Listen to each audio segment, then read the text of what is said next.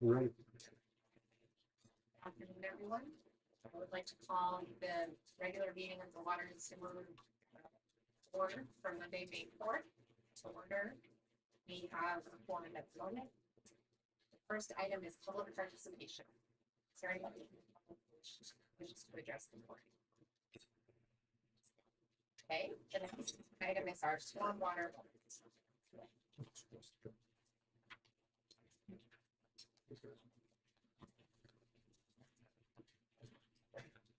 Okay, this one's stormwater moment. So it's this realm of all rain down the drain. Rainwater should be going down to protect clean water from our rivers, aquifers, keep pollutants off our streets and storm drains. We should use fertilizers properly, clean up afterwards, leaking car fluids, make sure that it requires good working order and kind of found in depth before we rain down their waves. Storm drains, herbicides and pesticides. Other pollutants that can get washed away during storm events. Okay, thank you. Any comments? Okay, the next item is billing issues. Been fairly quiet. Okay, Yes. There's been only 1 or 2 calls and we've handled it a little bit. I did make 2 attempts to get a hold of the schedule. okay. It has a tough time, but we don't have. All right, the next item is to go to resolutions. So the first resolution is approval of the water and sewer minutes for April 6th. Any comments or concerns?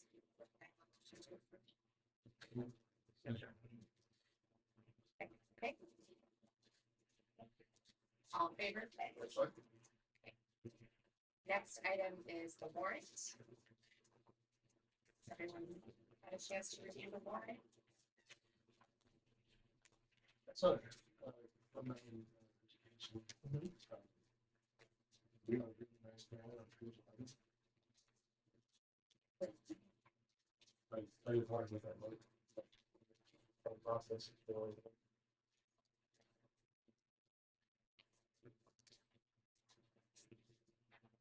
Yeah, that's those are rooftop units.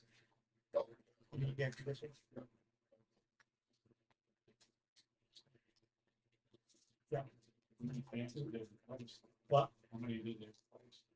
Well, that was 1 unit itself. That was whole mini split unit that just took care of the office upstairs.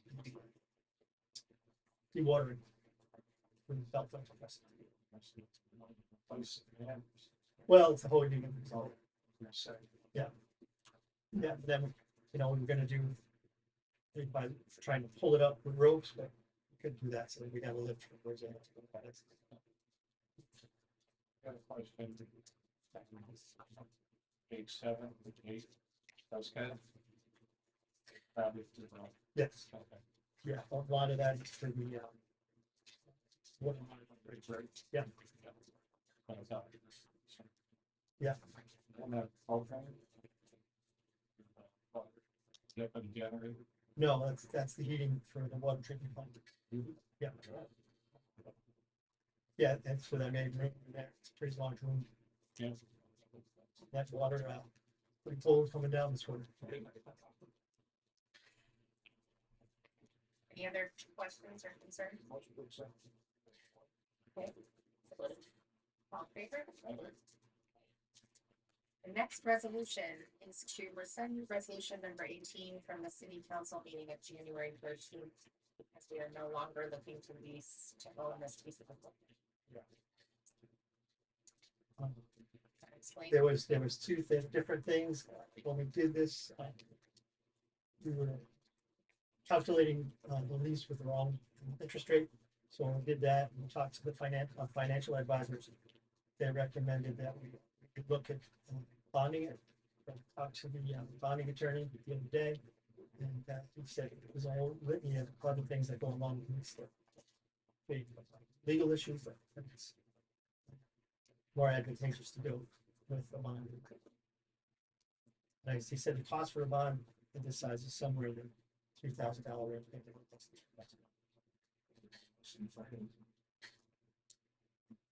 It's about 25,000 less over the life of the bond. Plus the fact is, the dealer switched machines, and that's a little less than the original one. And did have the demo. You know, the guys out there, they like it. So we can go on this. The original resolution was to purchase, At least the purchase. so the resolution. See the better issue. So You're not using the purchase now, are you? bond, So it's straight purchase. yeah.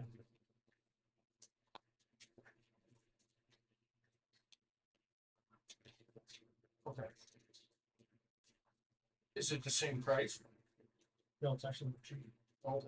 So I guess you can still rescind the resolution, but I mean, the resolution is technically correct. It says purchase. Price on the.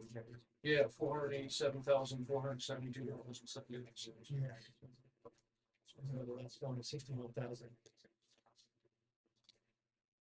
Rescinding common council refused. But it's a straight purchase, right? So- Yeah. So we're gonna purchase it through the bond, yeah. Okay. So the single purchase that we're gonna pay the bond. We need to rescind the It's a different price. It's a different price. I think that to make everything clean, I would go ahead and send. You can-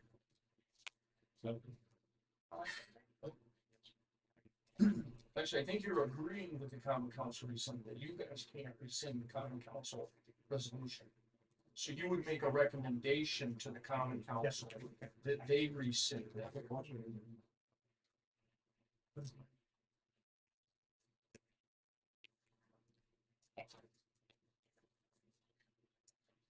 And then the last one is a resolution for financing or field crew combination. Yeah, So this is the correct resolution. this is the correct resolution. We'd like the bond for it. We're gonna get $100,000 from trading in our machine. Money is in the budget. We'll be going forward with it 6 year term. For the bond. And then I did include some information. We got first fellow from you. Or. We got this article, it's already played out, so it's a good friend from, about the differences between this and the bond. My recommendation to the board to do this, but.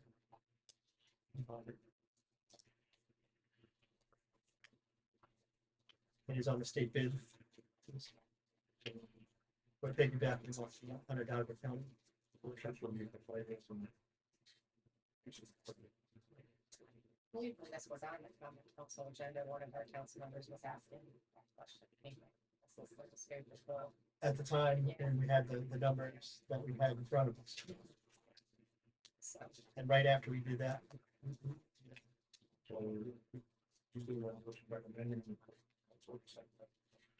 To recommend bonding for it, so then they have to set a public hearing.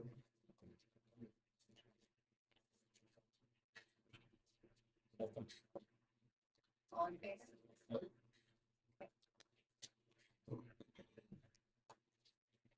So now we will go to discussion.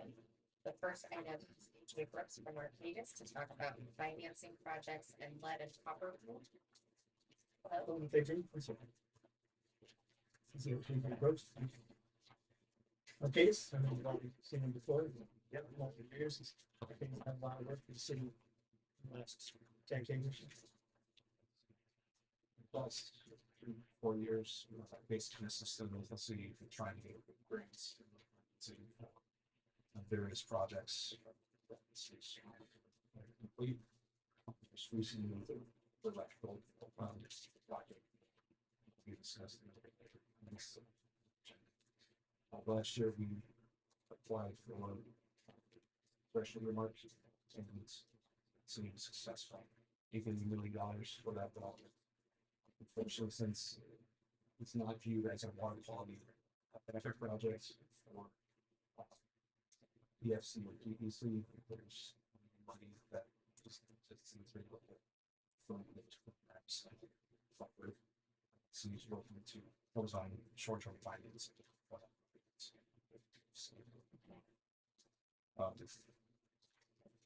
Interest rates, are they still what we had talked about previously, 0 and 4?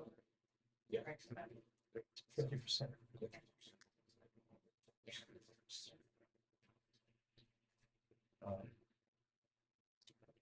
This year we've applied for motion for the water distribution project. That has not been,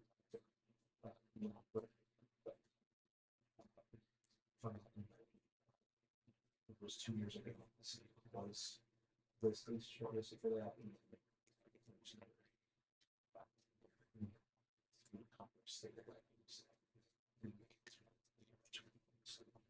hopefully this year. I don't know since you got one last year for the electrical project, what the odds would be.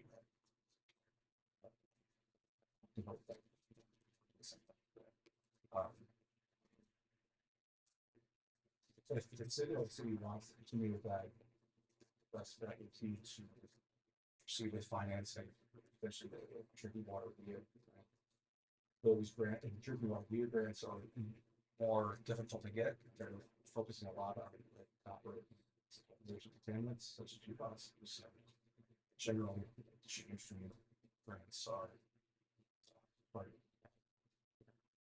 We've also tried in the past for the orders for the drinking water projects. It was successful as well.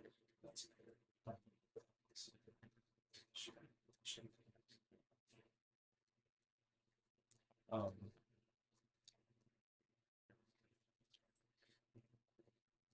past week or so, I've been talking with Bill and Sharon about the TIP projects. The schedule that was listed to have to be for funding is will not work. There's no ability to apply for funding this year unless you get approved by next May. That's what the want this year. That is board for engineering.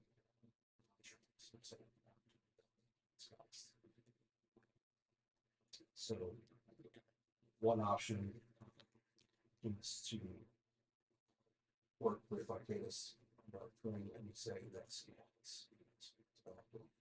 engineering for next plus 30 days out to list the project IUP. Apply for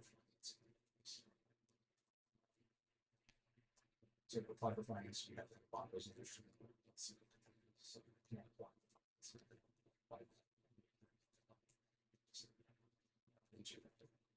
Title of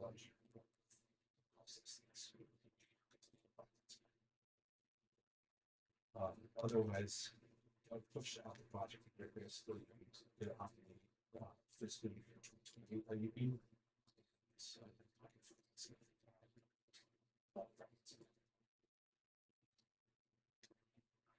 pass around moving on to lead. It's the timeline of regulatory compliance we have to cover.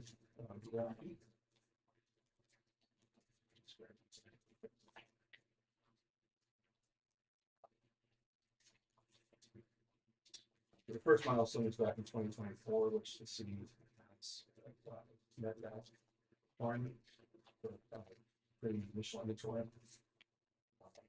The next compliance date is actually November 1st, 2027, so not away. So the baseline inventory will be set at that point, and it's anticipated that city would have to start identifying and replacing 10% per year of the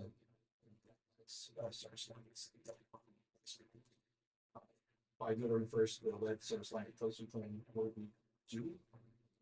And, yeah, food equipment. Also starting November first, that's when schools and childcare facilities sampling will begin. And lead testing at the offer to lead service line. Yeah, that's red. What's been so it's like that. What action?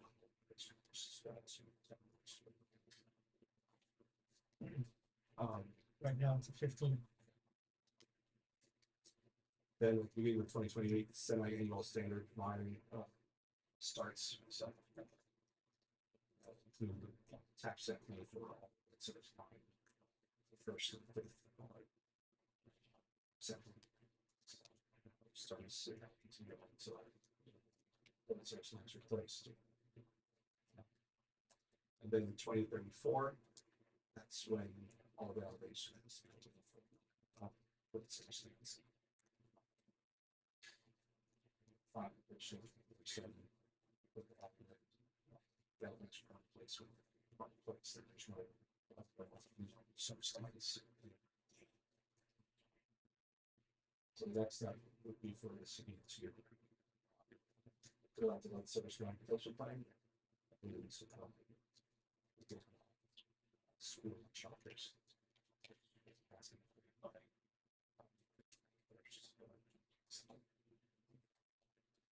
And we've identified what schools need to be done, but still looking at exactly how many child care facilities.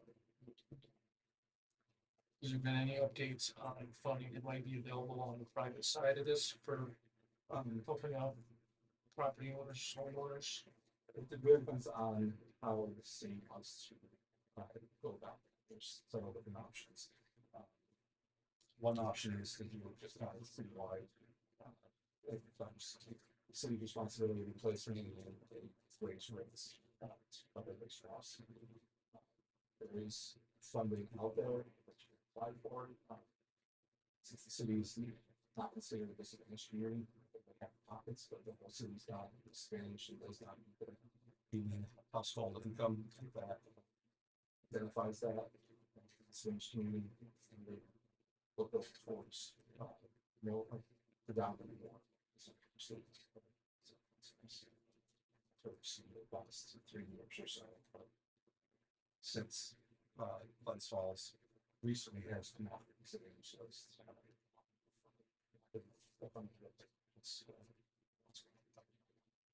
We have two areas in our city that typically qualify for disadvantaged communities.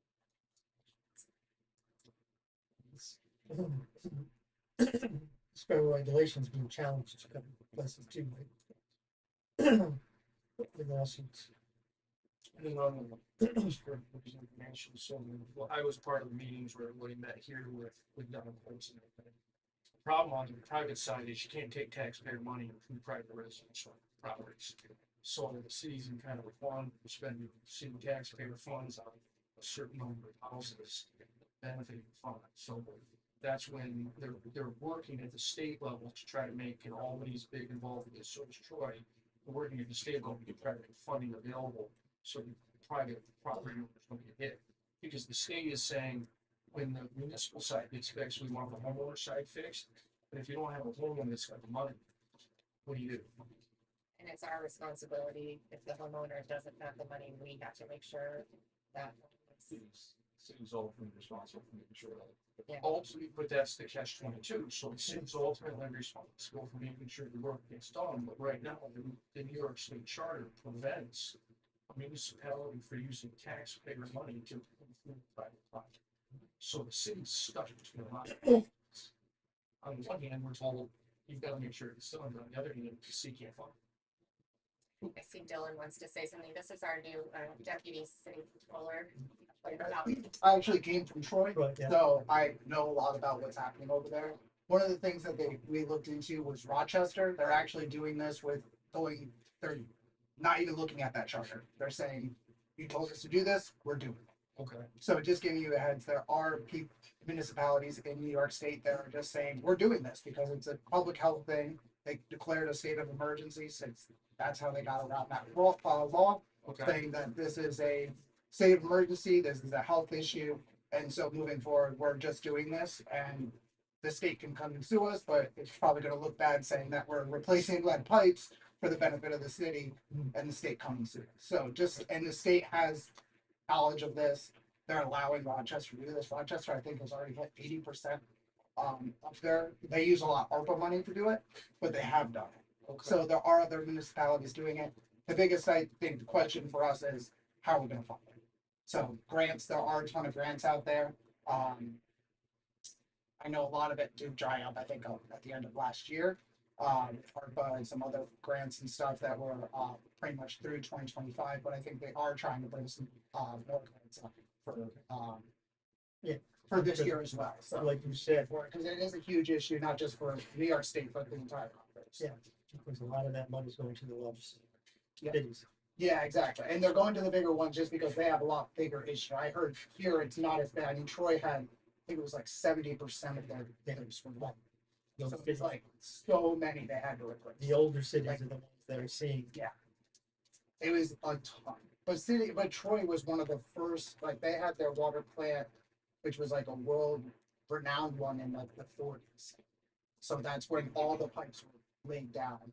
And then from there, it's just, you know, but again, it's just something if you're looking at other municipalities, Rochester is ahead of everybody else if you want to reach out or something like that, just to see how they went about doing the private side, because that is something that they definitely have done as well. Our business, Rochester. Oh, great. And then And Like to logistically, working on private property, it's, that's the other part. is a liability, extended liability for the city because, you got lines that are on the front porches, you've got lines that are whatever else might be in somebody's front yard, so if the city takes that on, just need to be cognizant that it's a lot more than just. Okay, but if I'm understanding correctly, we don't have much of a choice, right? If the homeowner can't do it, we have to take it. We may not. It's not really a bid, It's, That's part of the lawsuits coming. right? I think one and number two. A lot of the cities are hiring contractors to do the work. And that's what Troy did. They hired like 4 contractors, but then have the insurance on their issue. So the city was resolved of, the property. Troy, one of the first ones was Newark, New Jersey. Right there. We have to get easement to the, Yeah, work on temporary the property. Dylan, what did those contractors in Troy, what did they do on the prevailing wage issue? If they were contracted by the city, technically the prevailing wage applies, but if they're working on private property, it's not a public works contract, prevailing wage wouldn't apply. So to my understanding is that we had various contractors depending on what they were working on. So they didn't, like, if the people were working on city, then they had a specific contract for like the city roads. Then they had a separate contract with another contractor for the private side. So that there was 2 different contractors, so there was never an issue with the pay wage. So that the one that was with the city had their, Prevailing wage. and then the other one didn't have that issue at all because they were on the private side. Enter separate agreement with the city to reimburse. That's the way it's gonna have to be done. And then that addresses Jeremy's issue of liability too. That is what the ball is using. I don't know, that has not come up. I think it's I mean, that's a good question. I mean, I get It happened, right? so 2 things are documented, I guess, and you have to say that. Yeah. And then again, we've sampled all over the city. We've never come up with one lead hit in 20 weeks. Was that right? So it's really a small issue then. It should be. Okay. And I think when we did the first inventory, we have a lot of unknowns. So they treat unknowns as it's either ladder galvanized required replacement.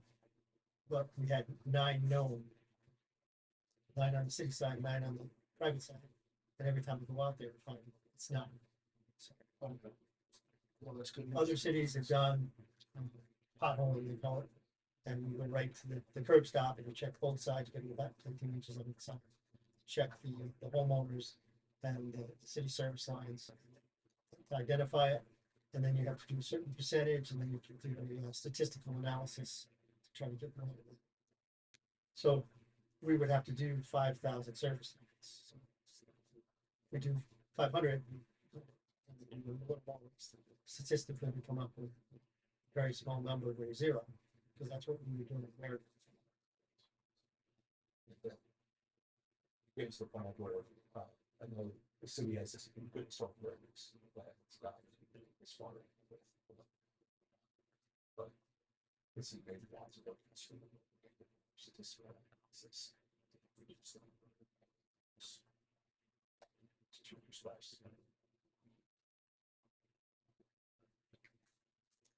I'd like to bring Allison, who's our director of planning and zoning, into this conversation because she's looking at funding for all kinds of departments, different things for us to. Okay, good. Thank you. Excellent.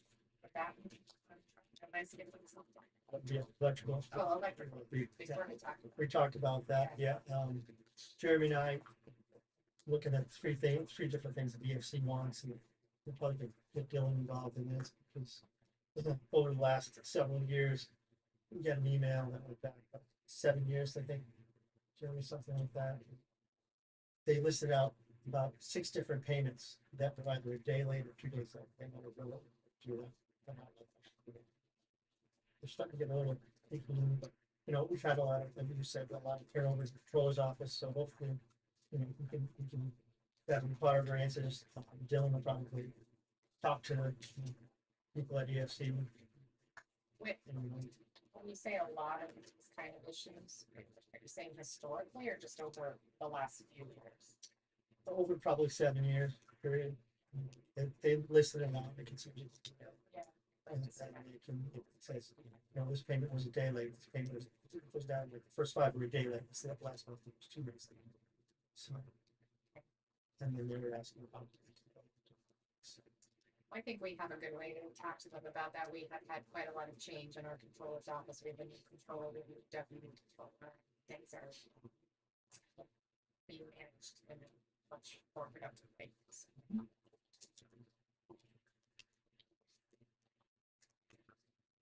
All right, anything else? No, we're just ready, we're just trying to get everything in place in the EFC, and we talked to, you know, or two about that, about getting money in place and stuff. They said we had the $20 million bond in place, the engineering estimate was 20.8 million. So with the fund, a good friend said we should probably utilize the $1 million. June cover 800,000, so we should be doing that without having to go back to another resolution. So is that the only outstanding thing to move forward, just clearing up their questions about the payments? Yeah, unfortunately, every time we clear 1 or 2 questions up, we come back to 3 or 4. Okay, But we're hopefully getting closer and closer each month. okay, all right.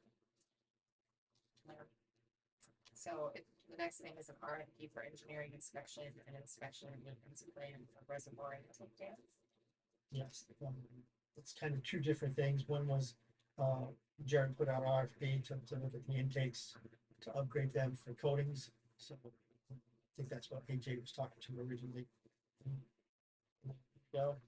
So we just had an inspection by a bunch of different engineers. We went out to each one of the intakes. Smith and his crew did a great job cleaning and getting ready. Extremely short period of time, so that they could get out there and inspect them. We had about 5 different engineering firms out there, and 1 contractor that would be looking at supplying the materials to the engineers.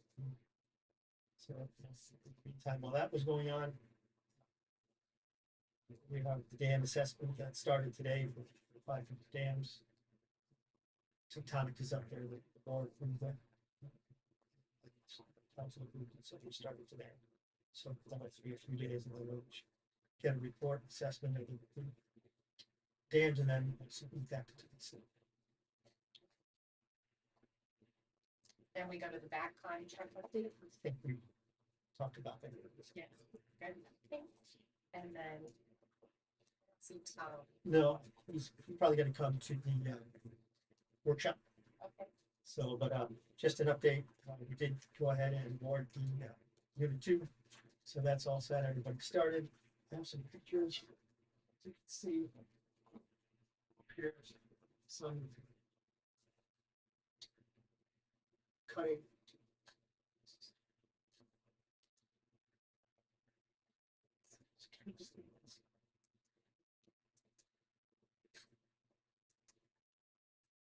Give them full update of it.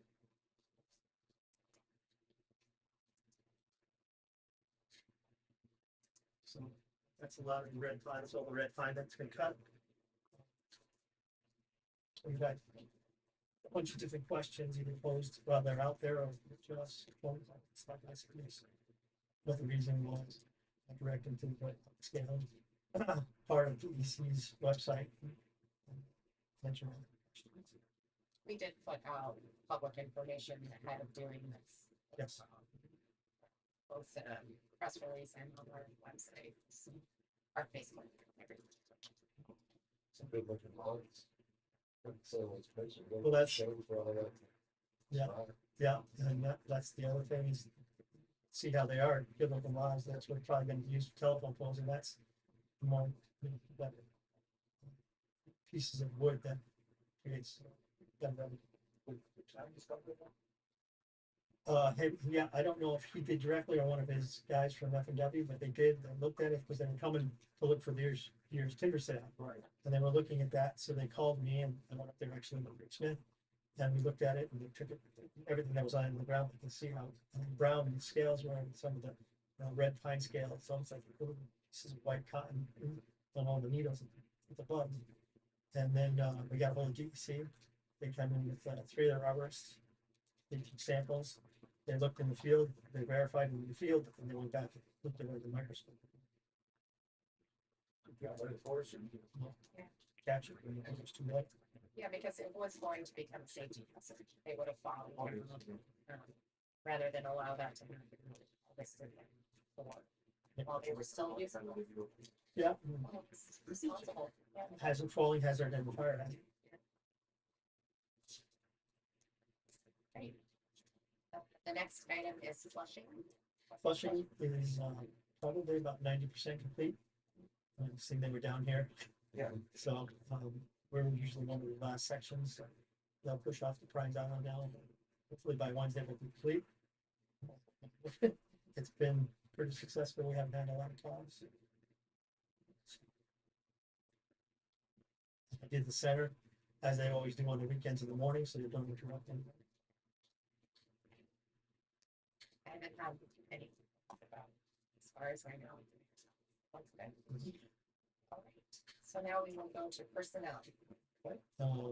Dylan jumped the gun. Our new deputy controller, Dylan.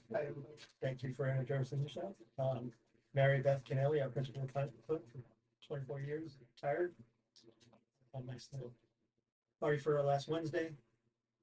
She is helping out Amanda, who's our new senior camp clerk. She's like 1 or 2 days a week, just help her out until we get over the hump. And I think Dylan's met Mary Beth a couple times now. Dylan's going to spend probably 2.5 days down here. He's actually been down here. He's in Harry's old office. Anyone? Yeah, I mean, this is really important because we haven't had a dedicated person looking at the plans. But from the controller's office really a while.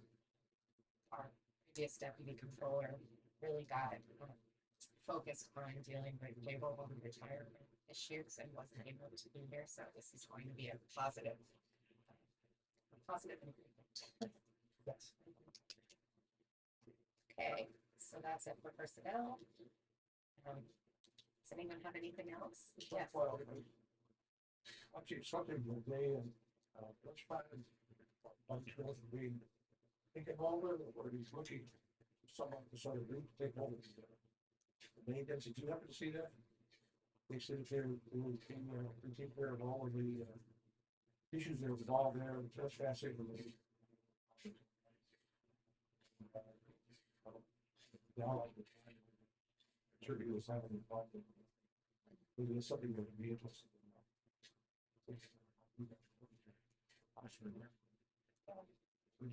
We're continuing to beat on all the topics we talked about last time.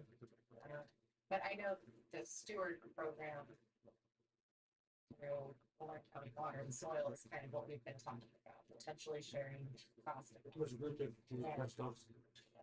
Here, so ago. Where we to do those trails we walk on it. So but this is just a good group. I think it was expected.